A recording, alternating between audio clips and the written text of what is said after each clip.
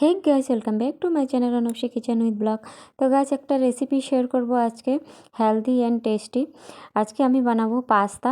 এটাও হোমমেড, একদম ঘরে তৈরি করব। মার্কেটের পাস্তা তো সবসময়ই খাই।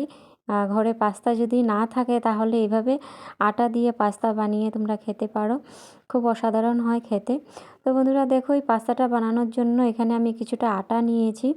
আটাটার মধ্যে দিয়ে দিলাম একটুখানি নুন আর দিয়ে দেব সাদা তেল, দিয়ে ভালোভাবে মিক্স করে একটা ডো বানিয়ে নেব। ডোটা একদম টাইটও হবে না আর একদম নরমও হবে না। তো দেখো, এভাবে আমি ডো একটা বানিয়ে নিয়েছি।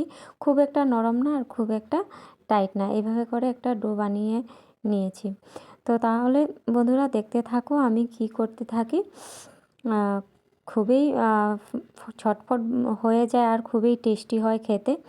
তো দেখো, এদিকে আমি একটা কড়া বসিয়ে দিয়েছি। কড়াইতে কিছুটা জল দিয়েছি গরম হওয়ার জন্য। তার মধ্যে দিয়ে দিলাম একটুখানি সাদা তেল আর দিয়ে দিলাম একটুখানি নুন। জলটা আমি গরম হওয়ার জন্য ওয়েট করব। তো বন্ধুরা দেখো, জলটা আমার গরম হয়ে গেছে। এখানে আমি দেখো, যে আটাটা আমি মেখে রেখেছিলাম সেটাকে আমি এভাবে ছোট ছোট করে কেচি দিয়ে কেটে দিয়ে দিচ্ছি। একটা পাস্তার শেপ দিয়ে দিয়েছি।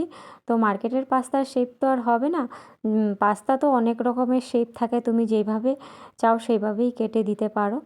তো আমি এইভাবেই ঝটফট হয়ে যায় বলে এইভাবেই দিয়ে দিলাম। তো তোমরা যেভাবেই শেপ দিতে পারো, সে মানে তোমাদের ইচ্ছা মতো তুমি দিতে পারো। তো আমি এইভাবে করে করলাম। তো দেখো, আমি পাস্তাটা গরম জলে দিয়ে ভালোভাবে বয়েল করে নিলাম 2 থেকে 4 মিনিট। একটু সুন্দর করে বয়েল করে নিলে ভালো হয়। তো দেখো, সুন্দর করে আমি 2-4 মিনিট ভালোভাবে বয়েল করে নিয়েছি। তো বয়েল করে আমি দেখো তুলে নিলাম। তুলে জলটাও আমি ফেলবো না, জলটা আমি রাখবো, জলটা কাজে লাগবে লাস্টের দিকে। তো দেখো, জলটা রয়ে গেছে, আমি রেখে দিলাম। তো এদিকে দেখো, একটা কড়া বসিয়ে দিয়েছি। কড়াটা গরম হয়ে গেছে। এখানে আমি দিয়ে দিলাম কিছুটা সাদা তেল। এই রেসিপিটা আমি পুরো সাদা তেল দিয়ে করব। নর্মালি পাস্তা তো সাদা তেল দিয়েই করলে ভালো হয়, সরষে তেল ভালো লাগে না। তা তার মধ্যে দেখো, আমি কিছুটা পেঁয়াজ কুচি করে কেটে নিয়েছি আর কিছুটা কাঁচা লঙ্কা। এর মধ্যে আর কিছু আমি দেব না। তোমরা চাইলে এখানে ভেজিটেবল অ্যাড করতে পারো, গাজর, ক্যাপসিকাম, বিনস এগুলো অ্যাড করতে পারো। তো আমি সেটাকে স্কিপ করেছি, একদম সিম্পলভাবে করেছি, ঝটপট করে সকালে টিফিন করেছি। তো বন্ধুরা, এইভাবে তোমরা সকালে বা বিকালবেলা টিফিন বানিয়ে খেতে পারো। তো দেখো, পেঁয়াজটাকে আমি হালকা, একদম হালকা ফ্রাই করব আর দিয়ে দিলাম একটুখানি নুন। পেঁয়াজটা ফ্রাই হয়ে যাবে, পেঁয়াজটার কালার আসবে না, সাদা সাদা ভাবই থাকবে, বাস একটু নরম হবে, ফ্রাই করা হয়ে যাবে। তো বন্ধুরা দেখো, পেঁয়াজটা ফ্রাই করা আমার হয়েই গেছে। আর আর একদম ফ্রাই করতে হবে না, কারণ পেঁয়াজের কালার এসে গেলে ভালো লাগবে না। তো এখানে আমি দিয়ে দিলাম যেটা আমি বয়েল করে রাখলাম, পাস্তাটা আমি দিয়ে দিলাম। পাস্তাটা দিয়ে কিছুক্ষণ নাড়াচাড়া করব। বেশিক্ষণ নাড়াচাড়া করতে হবে না, একটু হালকা ফ্রাই করে নেব, যাতে পেঁয়াজের স্মেলটা সুন্দরভাবে এসে যায় পাস্তার মধ্যে।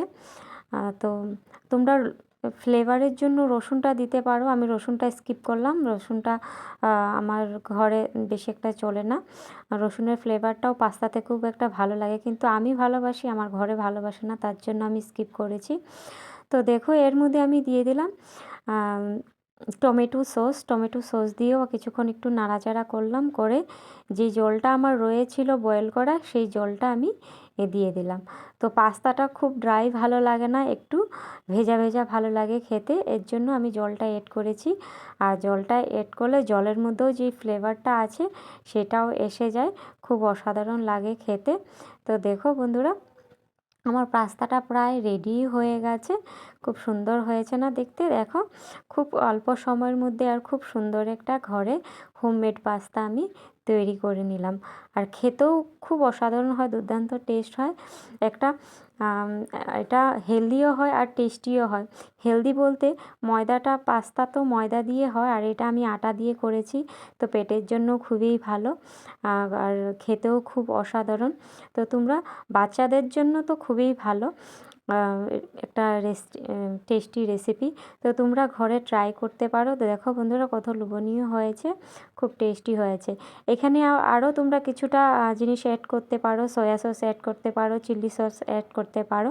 তো আমি সব কিছু স্কিপ করেছি, একদম সিম্পলভাবে করেছি, যেটা ঘরে অ্যাভেলেবেল ছিল সেটা দিয়ে। তো বন্ধুরা, আমার এই পাস্তার রেসিপিটা তোমাদের কেমন লাগলো কমেন্ট করে অবশ্যই বলো। যদি ভালো লাগে লাইক, কমেন্ট আর শেয়ার করো। তো আজকের জন্য বাই বাই, টাটা।